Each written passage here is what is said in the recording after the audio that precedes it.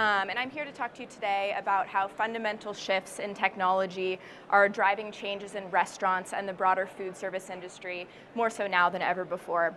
But before I get into that, a little background on me. I know she just gave you some, but I also want to give you a little background about Cisco Labs and what that is, because you may not have heard of it before. So I'm originally from Silicon Valley and was very immersed in a tech-forward culture from a young age. I have a background in product design and engineering from Stanford University and worked for several years as a digital and technology strategist at a large consulting firm, kind of helping businesses learn how to better integrate technology into their business and deliver digital products to their customers. I joined Cisco about a year and a half ago, right at the time that the Cisco Labs organization was spinning up. So Cisco Labs was created when Cisco acquired a restaurant technology company called Cake, which is a specific set of solutions, a point of sale system and a guest manager system. You may have heard of that. But now, over the past year and a half, we've expanded and evolved quite a bit as the Cisco Labs organization to really be more of the technology and innovation arm of Cisco. And we focus on all customer-facing digital applications and really focusing on bringing an improved digital experience to restaurants and beyond. And I'll get into that in more detail later. So what are we going to cover today? Okay, cool. The clicker works. All right, so I'll start pretty broad by introducing some key cross-industry technology trends that are driving new changes in how businesses operate. And specifically, I want to focus a little bit on the concept of user experience or customer experience and how companies are using new practices and new processes related to things like user research and usability to better understand their customers on a deeper level and drive value. Then we'll look at a couple best-in-class examples of companies that are doing this really well today. And of course, focus specifically on the food service industry. How does all this affect restaurants? How are restaurants being forced to adapt based on the changing technology and consumer landscape? And then I'll wrap up by walking you through how, the slide got a little messed up there, but how Cisco is really trying to change the game when it comes to innovation in food service and showcase a couple different technology products that we have, which may be of interest to you. All right.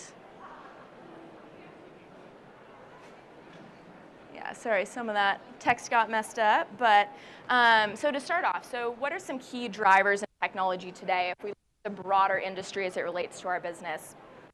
So first off, and I don't mean for this as scary as maybe it might, any company really in any industry at this time, big or small, has the potential to come in and really disrupt or take over any industry if they lead with and invest in technology and innovation. And are forward thinking in those two areas, and of course they have a little bit of good timing and luck on their side. But at this stage in the game, every company really does have to be a technology company first and foremost and build their business around technology because of how traditional industry lines are fading away. Because think about transportation and retail and media. The way that you travel, the way that you shop, the way that you watch TV is probably very different today than it was a couple years ago.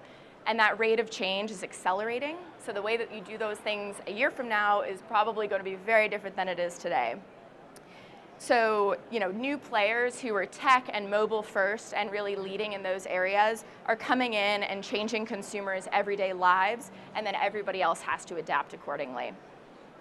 And they're doing so specifically through radically simple design, design that's usable for everyone. Technology can't just be for the tech savvy anymore. It has to be for me, has to be for you, it has to be for my grandma, it has to be for somebody who's never used a cell phone before. And yes, even it does have to be for restaurant owners and managers who swear that they will always work on pen and paper for the rest of their lives.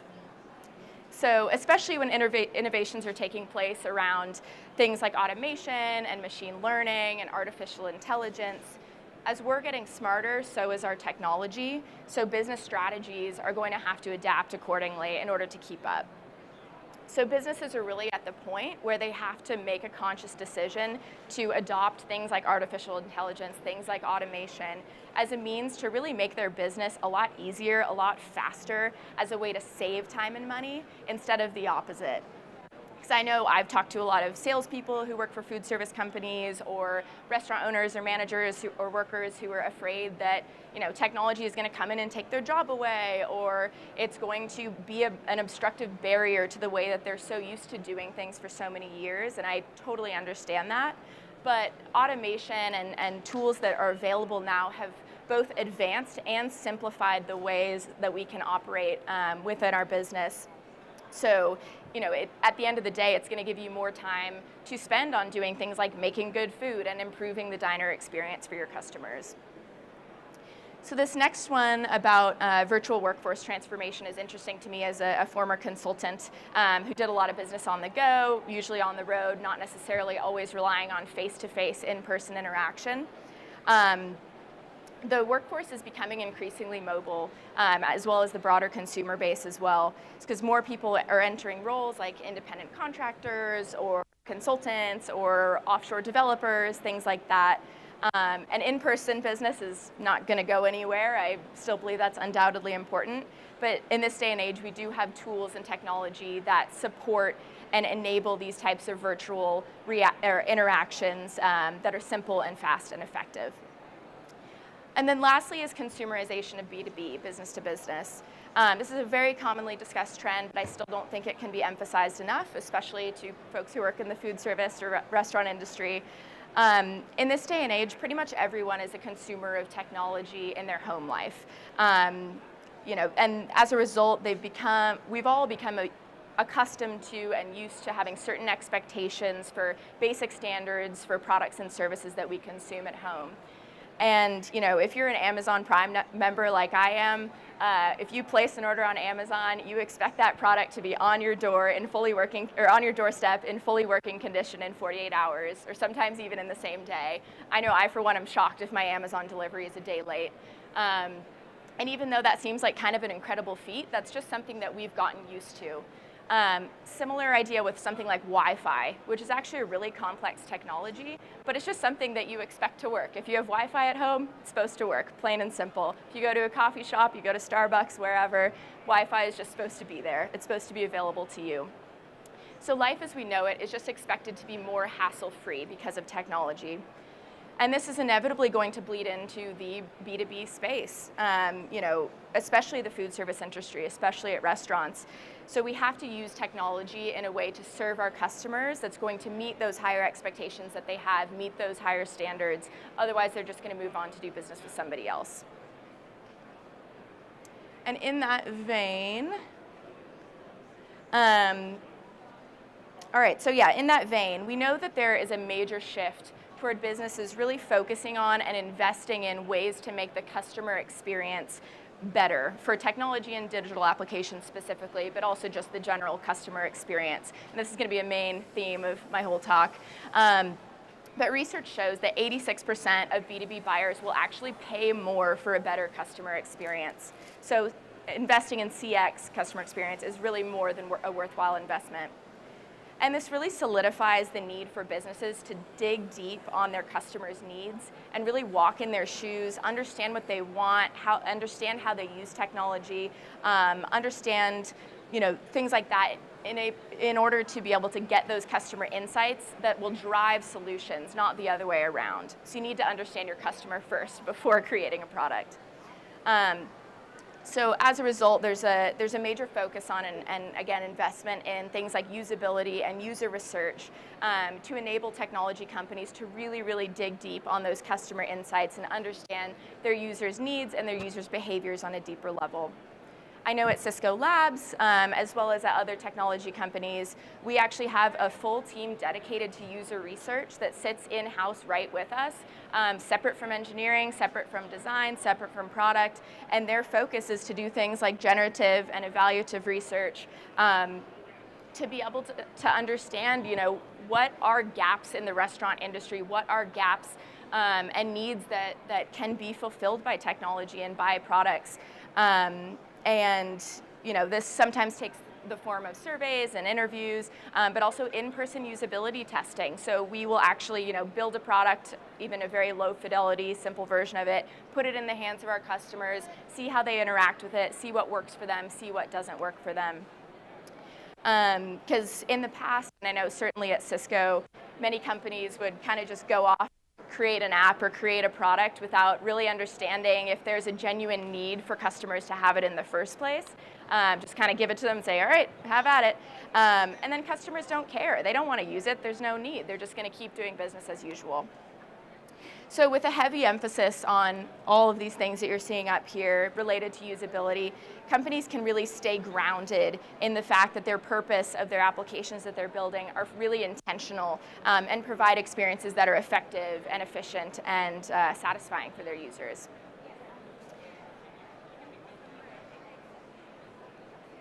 All right, there we go.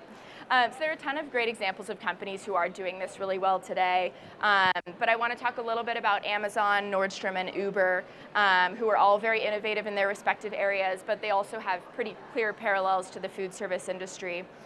So Amazon, I've already brought them up once today. They're a great example. Everybody knows that Amazon is innovative and disruptive. But the main reason for that is because of how they've essentially eliminated traditional industry lines, like I was mentioning as the first trend earlier. I don't know about you, but I feel like Amazon kind of has the power to do whatever they want in any industry at any time. It's because of their technology operations and their data that enable them to kind of give off that impression. Not only have they completely overhauled consumer expectations for the retail industry, that's an obvious one, but they've made moves into food and grocery with the Whole Foods acquisition, and they're now starting to enter pharmaceuticals, which is another industry that's really ripe for disruption. So because of their massive reach, obviously, and having Jeff Bezos at the helm, but more so because of how they are relentless in how they pursue things like artificial intelligence and automation and data-driven decision-making to enable operational efficiencies that they wouldn't have otherwise, they're able to kind of keep growing that potential and kind of seem like anything they want at any time. So in food service, we really have to be on our toes for companies like Amazon, and definitely Amazon specifically, because while we at Cisco, we have the deep industry expertise and experience that companies like Amazon hopefully will never have, likely will never have, but we still have to lead with technology and lead with innovation so that we can remain ahead and not get too concerned with these players from other spaces catching up. Nordstrom is an interesting one because they are an incumbent in a struggling industry, retail, and we're fully in the era of e-commerce, and Nordstrom has to do a couple things that are additional to what many e-commerce companies would have to do in order to stay competitive and stay ahead. So, number one, they're really focusing on developing a seamless omni-channel experience. So if you're going to shop at Nordstrom, you can start an order on your phone, put an item in your cart, you can complete that order from your desktop, you can actually make the purchase, then you can go pick it up in the store. Any channel, no problem. Number two, they're investing in customer data collection to really have a 360-degree view of their customers and understand their customers, again, on a deeper level so that they can personalize their customers and their shoppers' experiences, whether it's online or in-store, and also have a really robust recommendation engine. Amazon kind of does the same thing, where if you have a buying history of buying a lot of different certain types of items, they'll recommend other products to you that you might like based on your history, and it's because they're collecting that data. And then lastly, they're leveraging in-store technologies in a way that's really, truly innovative to create a unique experience for shoppers that hasn't really been done before. So I know Nordstrom just opened a big store in Manhattan. I haven't been to it, but it has some pretty crazy technological enhancements right in store that make the shoppers' lives easier and frankly just more fun as well. Some examples are they have self-service bins for returns where you can just bring returns that you have, whether you bought them in-store or online, and just drop them off in the bin. The bin will recognize what you're returning, and then it'll give you your refund within seconds. Another example, which is a little more out there, is in the suit section. Customers can actually see what suit jackets look like on them on life-size avatars of themselves projected onto the walls without even actually having to try on the different items. I don't know if I would personally use that, but it works for some people apparently. But so, they're really blending the digital and the physical world in a way that is innovative and that is pushing the envelope.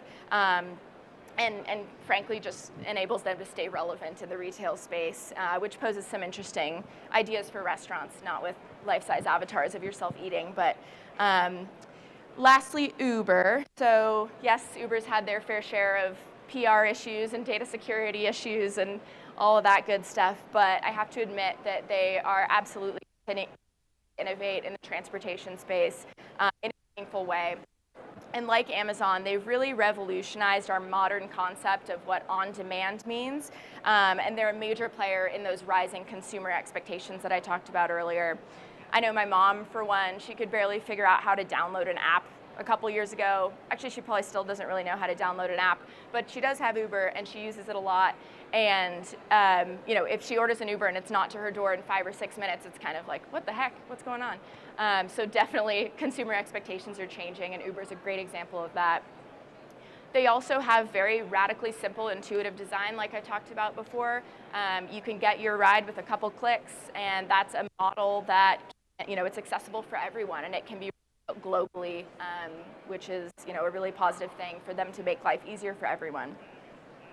So how does all of this impact restaurants? All right. Okay, so what are the major trends that we're seeing in restaurants today? So this list is certainly not exhaustive. There's a lot more that I could talk about, but only have 30 minutes. So I do believe that every restaurant should at least be aware of these 6 things, if not actually considering implementing them in their restaurants. So the top 3, mobile ordering, restaurant technology, and self-service, are a little bit more related to hardware and software that you can have both in your restaurant and beyond that is going to help you, not only help your business be more efficient, but also help you drive sales.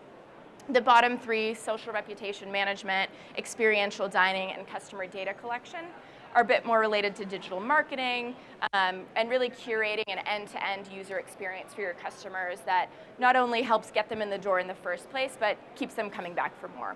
So let's go through each one by one. So mobile ordering, like I mentioned before, the workforce and also the customer base are going mobile. And there's a need for businesses, particularly restaurants, to be able to support that mobility with things like on-the-go takeout and delivery options that can be fulfilled from any mobile device, if takeout is something that your restaurant supports from a service perspective. So 53% of delivery orders are actually placed on mobile devices today, which is pretty wild, up from 33% in 2013. So it's a really rapid increase over the past 5 years. Meanwhile, mobile payments in the restaurant industry grew 75% in just the last year alone. So particularly with millennials who are used to making an order in just a couple clicks on their smartphone instead of actually picking up the phone and making a call, and yes, I do put myself in that category, online and mobile ordering is really, frankly, just a necessary means to be able to maintain profits at this point. It's not even just a way to grow them. So mobile responsive websites are a must. You can definitely integrate with third-party payment platforms to make things easier on the payment front, or a lot of restaurants are also doing standalone applications as well. I would generally opt for just a mobile optimized website. I think that's a really easy, low-cost way to go. It's just a great way to let users feel like they're cutting the line, reduce wait times, and provide a better experience for a changing demographic.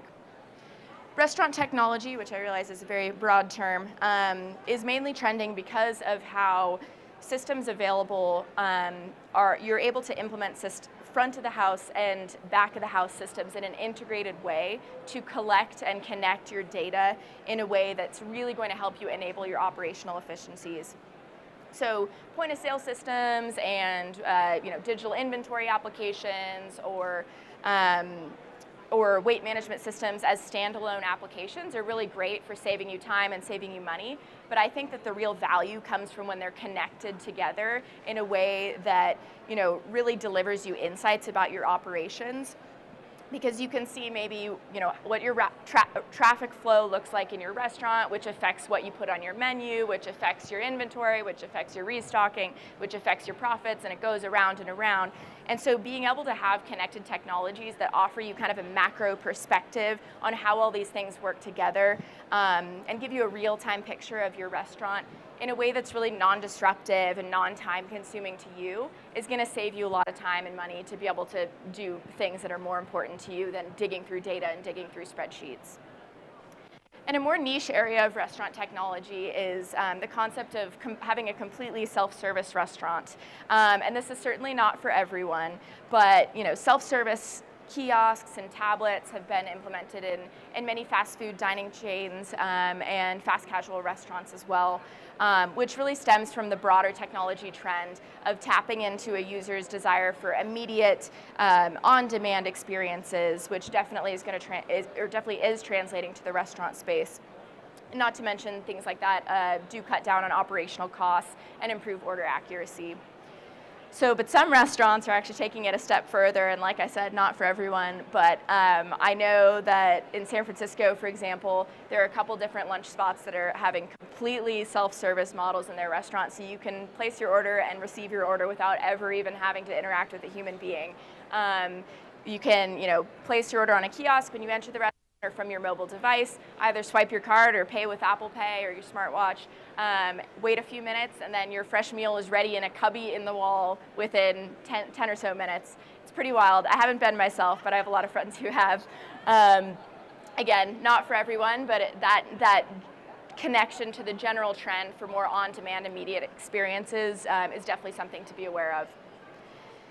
But social reputation and online engagement with customers is something that I do recommend for everyone. In an increasingly competitive market, it's really, really essential for restaurants to be able to leverage social media and their digital channels for awareness as well as reputation management at a very minimum. And I think, here you can really kind of take it a step further and tie this to what I was talking about earlier related to user research and usability practices. If you start to seek out customer feedback through digital channels in a very low-cost way, it gives you a way to really amplify the customer voice and use that as the center of your vision, and allows you to be flexible and innovate and kind of start to think like a tech company, and really let those customer insights drive the outcomes, drive the products that you're offering, rather than the other way around. Experiential dining is a perfect example of the stat that we saw earlier about how people are going to pay more for a better customer experience. And we have a parallel stat for the restaurant industry specifically, which comes from an Eventbrite study.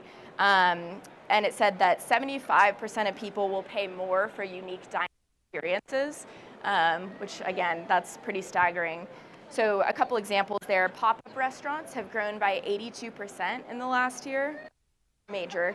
50% of people will pay for some type of chef interaction during their meal. And communal dining events saw 76% growth back in 2016, so not too long ago. So these experiential events, they're not necessarily reliant upon technology, except that you can market them through social channels. But this is certainly an example of how restaurants can continue to push the envelope and move the needle to set themselves apart and capitalize on that growing demand for uniqueness and special experiences that we already know that customers are more willing to pay for. It gives you an experience to write home about, or more likely for millennials, post on Instagram.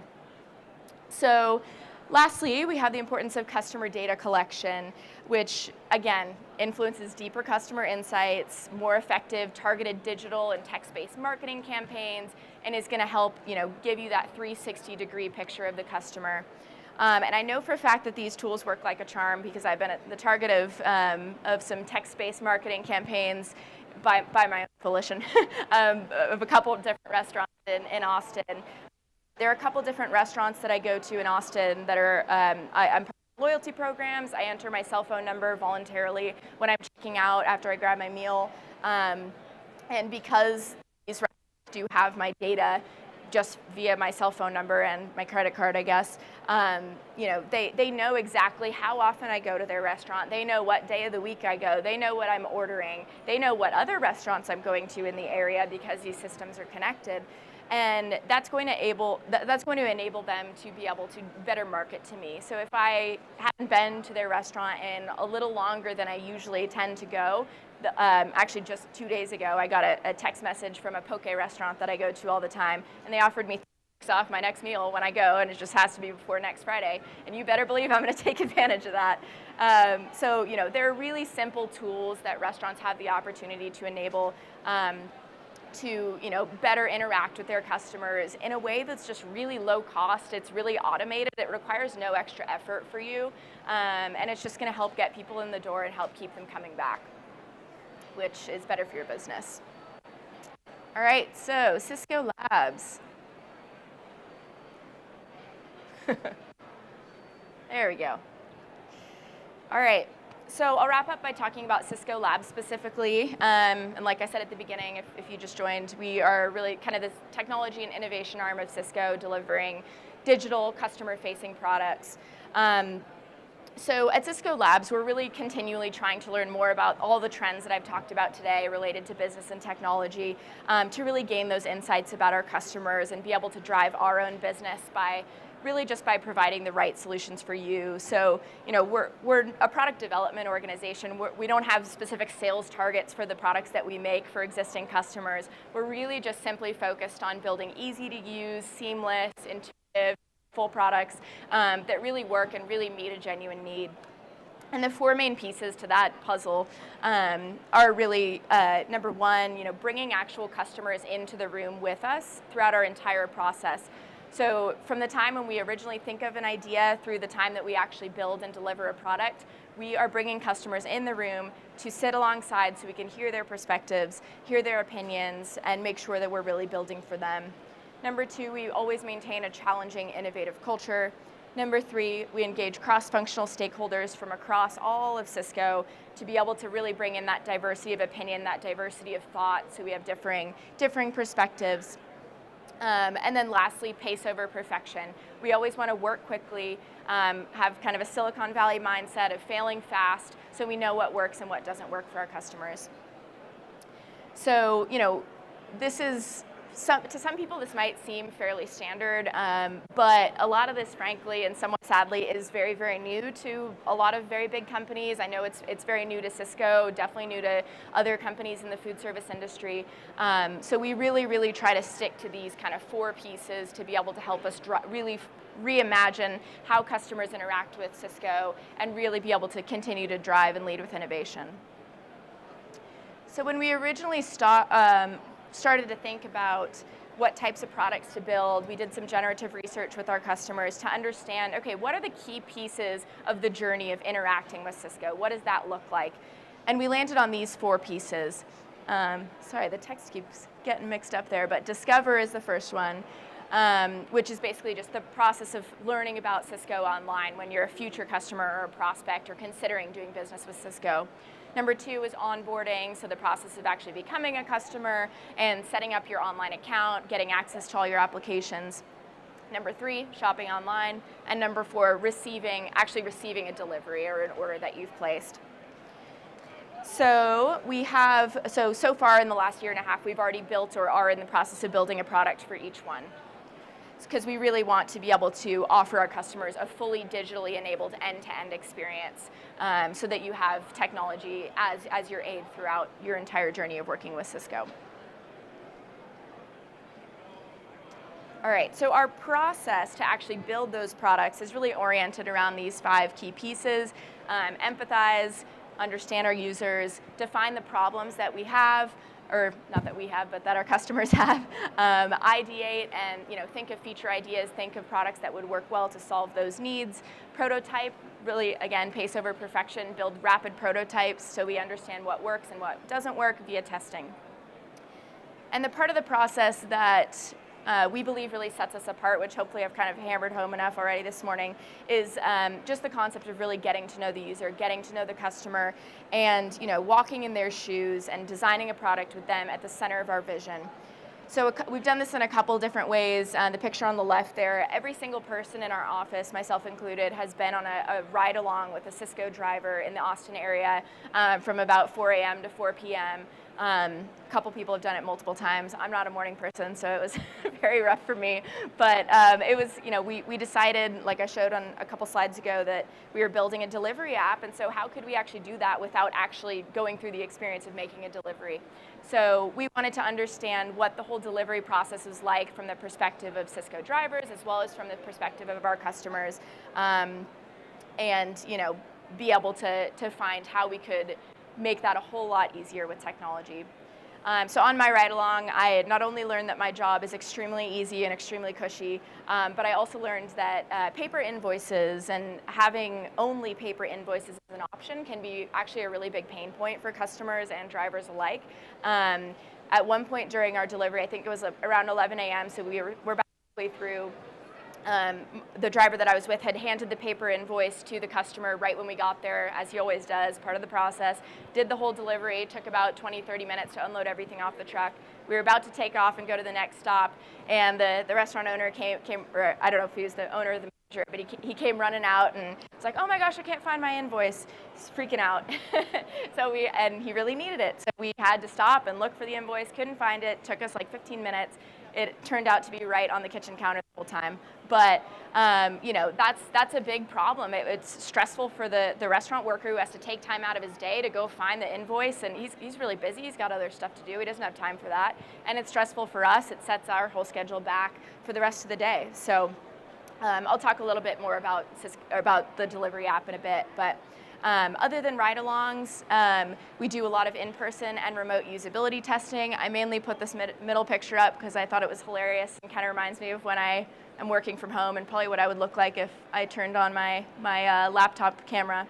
But we really try to our users' interactions with our applications as we build them, so we can understand and hear their immediate feedback of what's working. And then lastly, we also just spend time in our customers' restaurants. We like to, actually go there and interview them and hear what life is like, see what a general day is like, really kind of walk in their shoes a little bit, and sometimes just sit and listen. And we've heard really, really positive feedback from our customers on this approach. They like being a part of the process. They like being involved. They like knowing that we have a stake in actually caring about them and not just building something that they're not going to use. And that frankly makes me happy, so that's good. All right, so now I want to run through a couple of our products. First one I'll just touch on really quickly. So Cisco.com is the new public website that we just built, completely rebuilt it from the ground up and launched it earlier this year. This is more targeted at prospects or future customers who just want to learn about Cisco, part of that discovery journey I mentioned. And then we're now in the process of building a post-login experience. So once you're a customer, you go to Cisco.com, you log in. You need to have a one-stop shop for kind of all things Cisco and a way to launch into your other applications, like your shopping application, your deliver application, just to really kind of facilitate your online working with Cisco. Next is delivery, which I've talked about a little bit already, but Cisco Delivery, have any of you guys heard of this out of curiosity? No? Besides the Cisco people? Okay, so Cisco Delivery is available in a couple different areas right now, so not available to everybody, but I mentioned it a little bit already, but this was a product of learning that there are some very clear pain points in the delivery experience and the experience of receiving an order. So we've heard time and time again that customers don't really have great visibility into where their truck is or what time it's coming, or they don't have any transparency into delays. If their truck's not there when it's supposed to be there, it's a big issue. Meanwhile, they don't always know exactly what's coming on that truck. They can't quickly check that without giving somebody a call. The returns and credits process can be really highly fragmented. The accessibility of things like invoices, like I mentioned, and payment history and product availability to see what products are out of stock or need to have substitutes, all that can be really hard to find or really hard to access. And on top of that, like I mentioned before, the whole process of receiving a delivery can be really time-consuming and really expensive, especially when unknown things happen, like losing your invoice. So we decided that we just wanted to make it as simple and as transparent and as quick as possible by putting everything in the palm of your hand in one place. And these are a couple of the key features that we've developed that we've heard great feedback about already from our users. So push notifications is the main one. So we will send you a push notification, just right on your home screen. You don't even have to unlock your phone. That gives you roughly a 4-hour window of when your delivery is going to come. And based on, or because we're using AI and automation to be able to narrow that window even smaller, throughout the day, it'll give you as little as 1-hour window of when your delivery is expected to come. It'll also give you an immediate push notification if any delays are happening, so you don't have to pick up the phone and call somebody when you where the heck your delivery is. Meanwhile, you can know exactly what's coming on that truck with a digital invoice. There's also a real-time map, so you can see where your truck is at all times, kind of like Uber. And we are also working on a couple different features right now related to being able to digitally check in items when you receive them. And then filing reports, so you can get e-credits almost immediately, I believe, all just within one single interface in the palm of your hand. And then lastly is Cisco Shop, which is a revamped e-commerce experience that we're working on right now. It's not generally available yet. It will be early next year. But it is available on both web and mobile, same experience on both channels, which is an improvement from today's experience. It's both online and offline, and we've heard great feedback about the offline capabilities already. It allows you to search and filter across our enormous product catalog of over 400,000 products. And we've also added a couple just easier to use features like hotkeys and shortcuts. We've got improved list creation and editing, and more advanced filtering that allows you to kind of slice and dice the product catalog in whatever way works best for you. And so far, we've just heard from our customers that it's a much cleaner and prettier and nicer to use interface than anything that they've had from Cisco or from any of our competitors in the past. So what's next for us? And for you. So that answer is continuously evolving. It does change all the time. But beyond just focusing on enhancing and improving the products that we've already built, there are a couple key areas that we're working towards.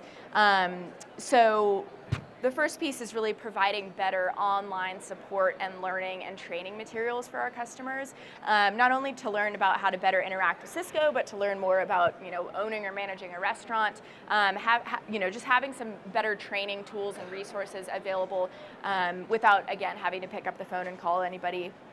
Number two, developing internal versions of all of our products for your salespeople, or MAs as we call them at Cisco, to have the exact same version. They see exactly what you see, which facilitates better communication when things are going wrong. Number three, putting more control back into the hands of the customers by creating more self-service technologies. I know one area that we could use this in is kind of the process of when you first are interested in becoming a customer through when you actually place your first order. How can you kind of on board and be able to place your order, be able to have self-service technologies that enable that process a little bit better.